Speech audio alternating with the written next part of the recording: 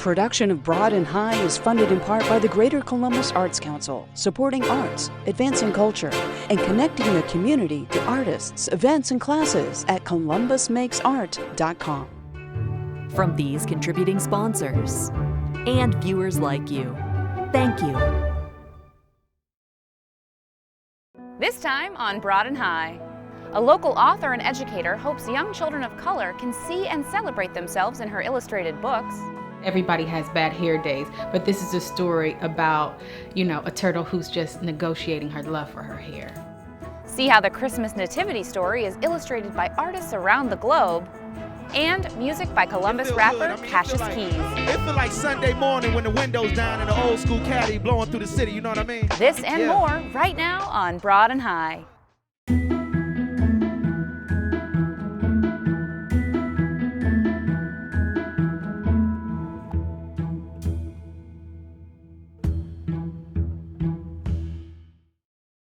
Hi everyone, welcome to Broad and High. I'm your host, Kate Quickle. For our first story tonight, we'd like you to meet Columbus author and educator Carlotta Penn. Frustrated by the lack of diversity found in children's literature, she decided to write a book of her own. In fact, she wrote two. Her new book is called The Turtle with an Afro, and it encourages young black girls to love and embrace the versatility of their hair. Here's her story.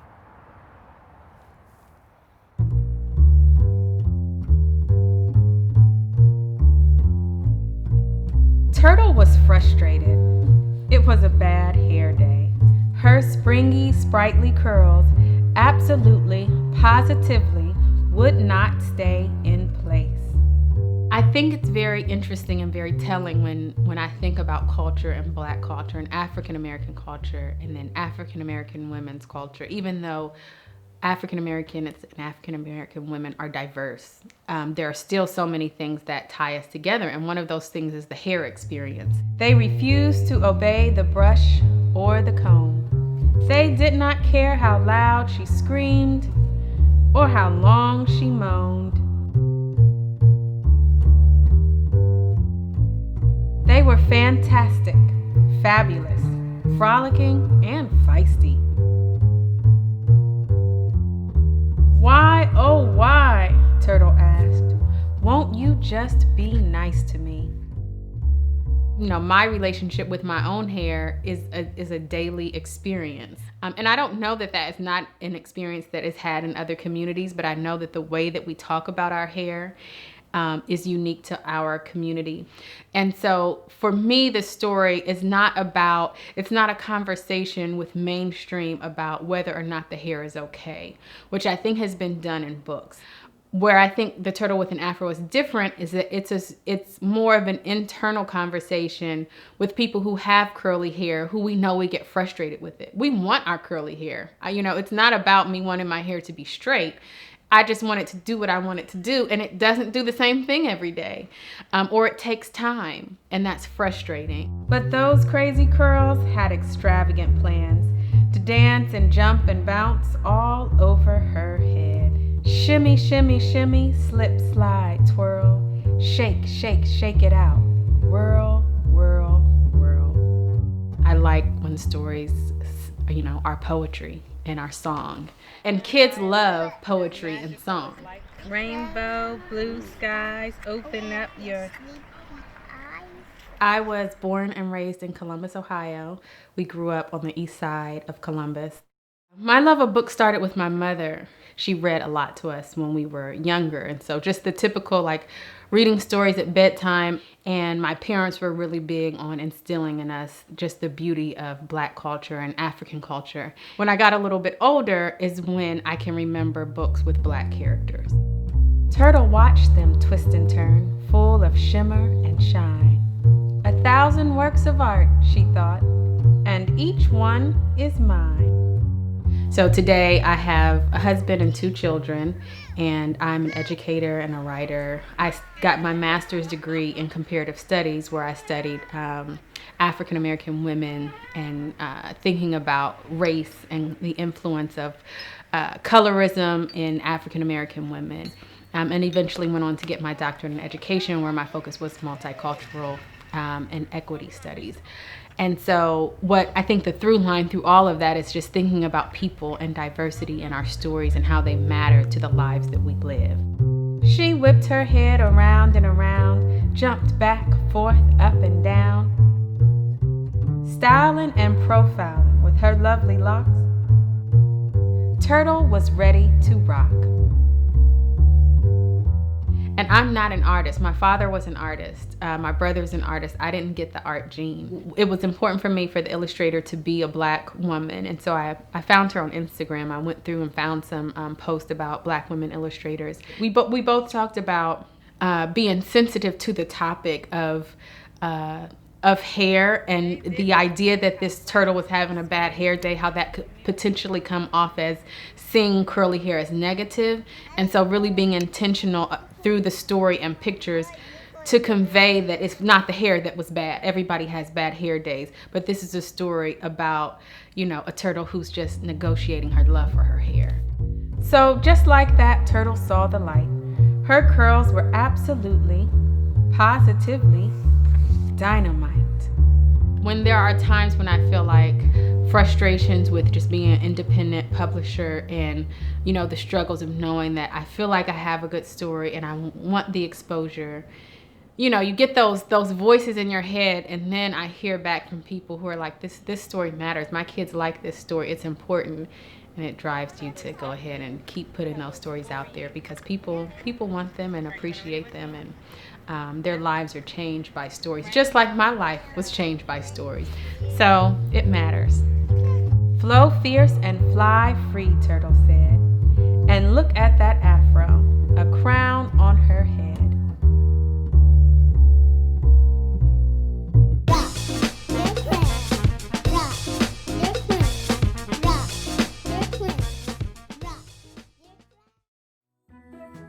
Learn more about Carlotta Penn and her efforts to create diverse content in books and visual media at her website, daydreamerspress.com.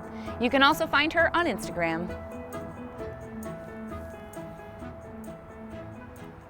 Our next story features an artist who doesn't write books, but instead prefers to make them by hand. Sarah Moore is a graphic designer here in Columbus who also pursues a myriad of personal passion projects. And for those, she often turns to nature for inspiration. Her whimsical design can be found on paper goods ranging from wrapping paper and note cards to her latest venture, bookbinding. This is Chester. He's my studio mate. He is a mini Rex rabbit. He's very soft. He is definitely an inspiration. Yes, I've definitely featured bunnies in a few things. So I'm from Chillicothe, Ohio, which is an hour south. I went to college at Columbus College of Art and Design, and now I work full-time at 614 Magazine as a graphic designer. I've always liked making things that people like to enjoy and use in their daily lives. I used to have a stand at the end of my driveway when I was 8, and I would sell cards. I'm kind of inspired by Scandinavian design, so super simple, kind of geometric. It started with cards, and then it kind of has snowballed into notepads, notebooks, journals. I did a calendar last year that featured a lot of Ohio wildlife.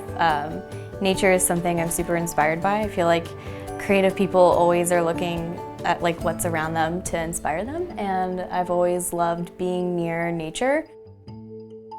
Wrapping paper, calendars, and super excited about a planner that I have this season. I'm a big note taker and list maker, and I do use a planner. So these are all things that I make because I want to use them.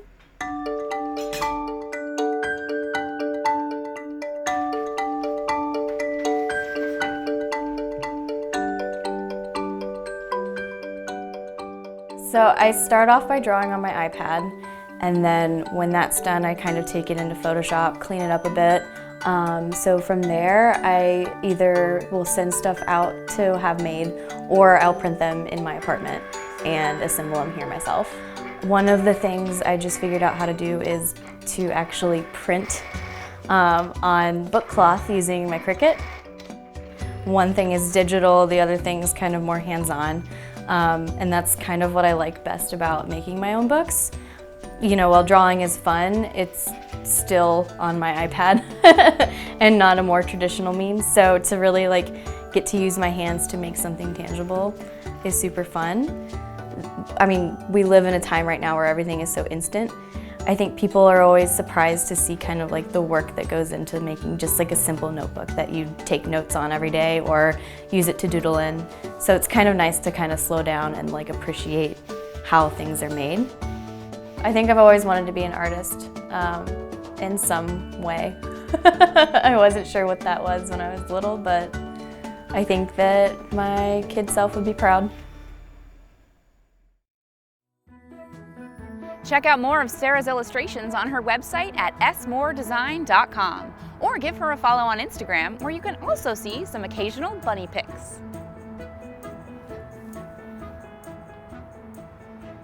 The three wise men might have traversed afar, but we're just going to venture into Delaware for this next story.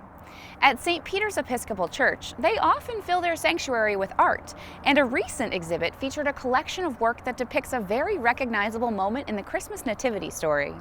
In We Three Kings, artists from all over the globe interpret the same liturgical story in such a variety of ways, illustrating the role sacred art can play in the faith community.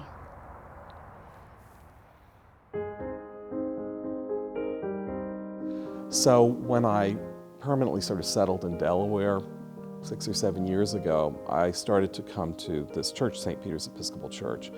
And I spoke with the rector, and I said, you know, I've got all this art.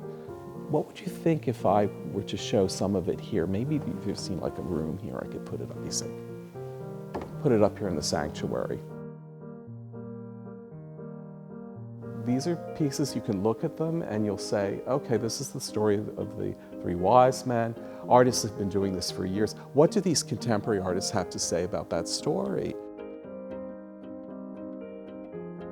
Well, there are 23 different artists, and they come from 13 different countries.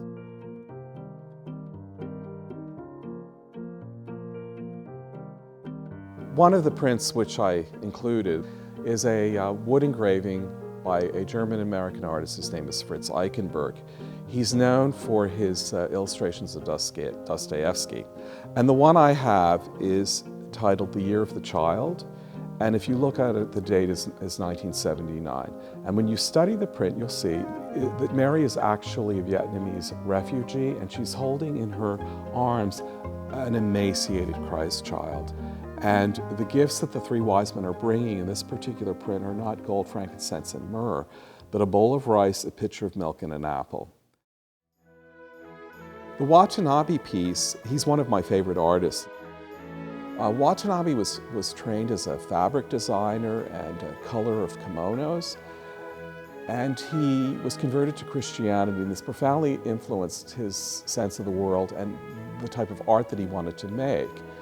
So he felt this call to make art that was Japanese in form, but would be Christian in content. The wise men always interested him because they came from the East.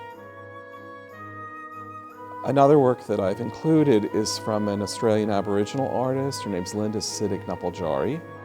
So she was raised as a Christian and had a Christian schooling. And in her art, she reflects this dual vision of a Christian worldview combined with an Aboriginal worldview. So in this particular picture of the three wise men, they're depicted as almost Aboriginal spiritual men. The coloring of the painting, it's acrylic on linen, but the color very much matches ochre earth paintings that would be typical. You have the Christ child lying in a wooden bowl. It's called a kulaman. And this is sort of, if you're an Aboriginal people and you're always on the move and you have no really defined sense of territory as we do, it's very convenient to have this bowl that you can use for storing food or serving it or keeping the baby. There are a lot of church galleries that are opening across the country. I think we're a bit unusual here in that we actually put the art up where we worship, but it adds an extra dimension to it. You look at this and it's intuitive art. I think a lot of contemporary art's counterintuitive. We look at it and we don't understand it. This is very intuitive art. You look at it and you'll grasp what it's about.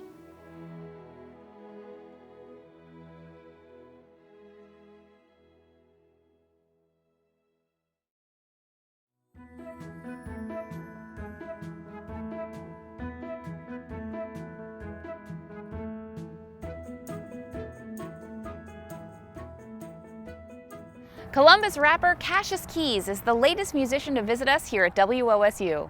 He actually performed 3 songs for us, as well as a spoken word piece that, when combined, provides a bit of a story arc of his life and musical career. We're only able to share one of his songs with you here tonight. You'll have to hit up our website to see the whole collection. But here he is with DJ Astro and guitarist Rizzo performing his song, High Stakes. Yeah.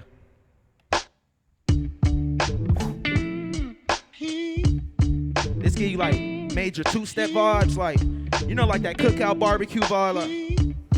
Like when you about to get that good plate, you in line like, ooh. Oh, they got the mashed potatoes. Oh, that's the fried chicken with the extra. I like that. I like the way that looks right there. Set the stage high. It feel good. I mean, it feel like Sunday morning when the windows down in the old school caddy blowing through the city. You know what I mean? Yeah. Look, couple snakes in the grass, I weed them out. Chopping blades, I want Houston screws in my mouth. Midas touching dentures, gold grilling, feeling the South. Know the plays, but don't follow nobody. Know my own route. Take me back to mama saying, fix your face, you used to pout. Stay on the hunt, but never were Boy Scouts. R.I.P. Billy, haters took his top off. Left the Boy Scout, met him when I was 12. Right around the time, Troy had 15 on the shelf. First time I ever seen a 40 come up out the belt. Wasn't the target, I was bystanding, but close enough to get the picture. Life full of candids, flag round their face, my circle was full of bandits. Yeah, I tell you, pain sometimes sound like a great story. Make you laugh about it. Look, hold on to pride, push my ego aside. Be careful of those riding shotgun. Here for the ride with nothing brought to the table. Life full of fables, dope lines in every rhyme. Push Kane, never disable. Love don't cost a thing. Free love, free love. Won't pick up they tape on trash day. Just litter a leader, I'm sipping, handle bottles well. Never dries up when you visit beaches with your own shells. Melanated comparisons, between me and them they pale. Pops told me keep your heart light as a feather. Lately tipping scales, regret, anguish building. Breaking our glass ceilings, money trees, autumn leaves go bloom. Yell timber bars, February, January, December. Cold. Yeah, you feel that? Woo. Look, pardon my back, told me to lead the way. Throwing punches, cash just feel like clay. Life a breeze, this here feeling like May. They told me to eat, now they sick, still in they place. So Tone got 5 on his books, couple spades. I just want the bag with the chips. Frito-Lays, R.P. Robbie Red. Ain't know him that well, but my brothers were his brothers. So salute to the grave, man. I'm just saying, I got so much that I ain't been saying. Call avoidance in my mind and keep playing. I got so much on my heart. So much in my mind, man. Free Tone till it's backwards. Free Leak till it's backwards, yeah. I got a whole lot of pride. Yeah. See more from our visit with Cassius Keys at wosu.org/localtunes. And you can listen to more of his music on Spotify and keep up with the artist on Instagram at WordplayKeys.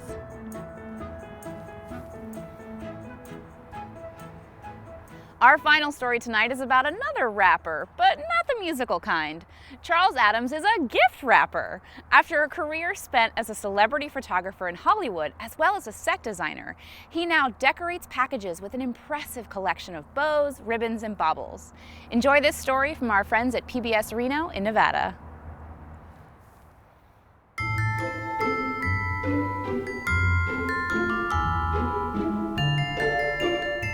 Almost anything can be elevated to an art form if it's done beautifully, tastefully, beautifully, nice texture, nice colors. It's just that people don't think of gift wrapping as art yet.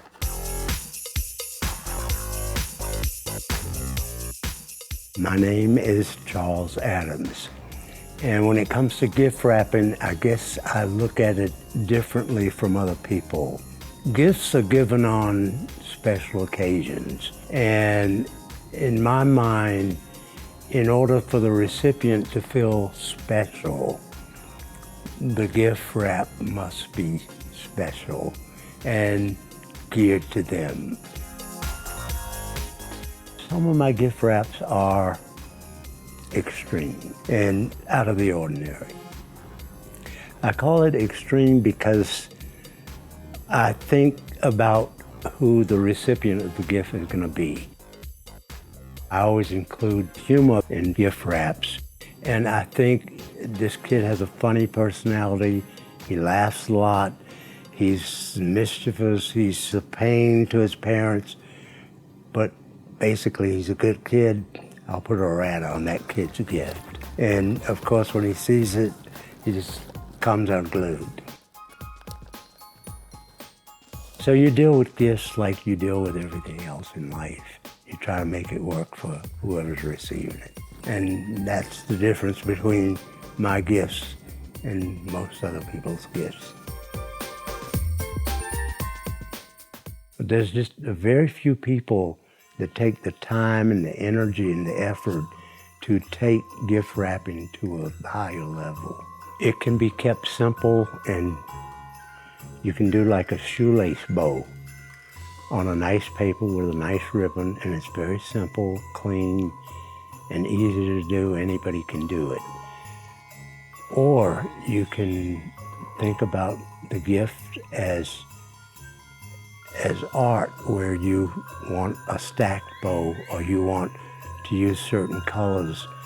You want it to grab the eye, and you want the gift to sort of represent its own message. In other words, the gift speaks for itself. When you see it, it's adorable. You're gonna love it, or they're gonna love it, just because it looks so good. Doesn't matter what the gift is.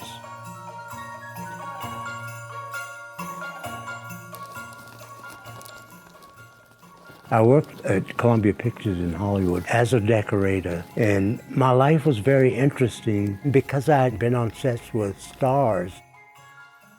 As you get older and you've had a productive life and you've met some of the top-notch people in the world, you can't just become sedentary. You gotta still be active, and you have to keep your mind going. I didn't set out to be a gift wrapper. It just worked out where the better I got at it and the more comfortable I became at doing it, the more people would ask me to do it, and then I would comply. To each his own. We all think what we think and we do what we do. Life is short, sweet, and you must be self-entertaining. You gotta find humor in everything because it's there. And when we get to the end of the line, we're out of here. So let's have fun in the process. That's what gift wrapping is about, having fun. And we're wrapping up the show today with more music by Cassius Keys. You like my rapping pun? You can find all of our stories online at WOSU.org, as well as on our YouTube channel. And be sure to give us a follow on Facebook, Twitter, and Instagram. For all of us here at WOSU, I'm Kate Quickle. Thanks for watching, and we'll see you back here next week. Say less to limit exposure. Last year, the ones closest to me claimed they roles. Set the stage for the plays unfold, just addressing the moment. Yeah, just addressing the moment. Pray for my demons, hell of a atonement. Crowded room, the only one feeling lonely, I swear. Grandma dying, don't know how to feel. Talk about it, don't make it less real. She put the mic in my hand, told me to rap. Head still nodded when the sound switched from Kendrick to trap. I like that. Smile on her face as her hands wave. How you prepare for somebody else's grave. Mama told me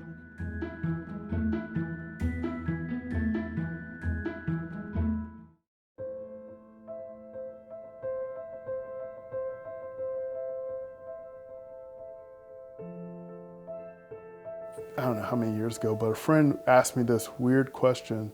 He just said, "What makes you happy?" And it threw me off because I hadn't given it a second thought. What makes me, what is that, huh?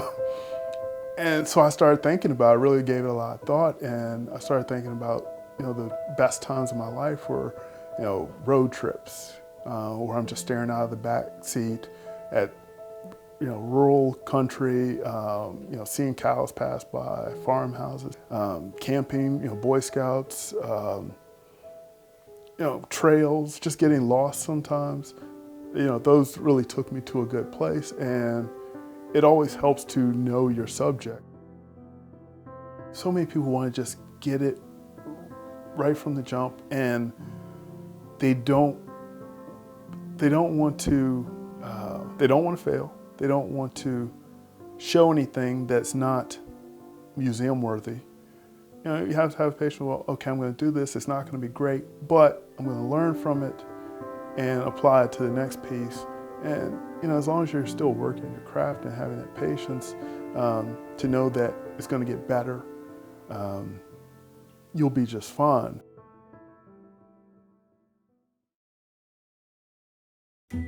Catch Columbus at its creative best on Broad and High, Thursday nights at 8 o'clock on WOSU TV. Production of Broad and High is funded in part by the Greater Columbus Arts Council, supporting arts, advancing culture, and connecting the community to artists, events, and classes at columbusmakesart.com. From these contributing sponsors and viewers like you, thank you.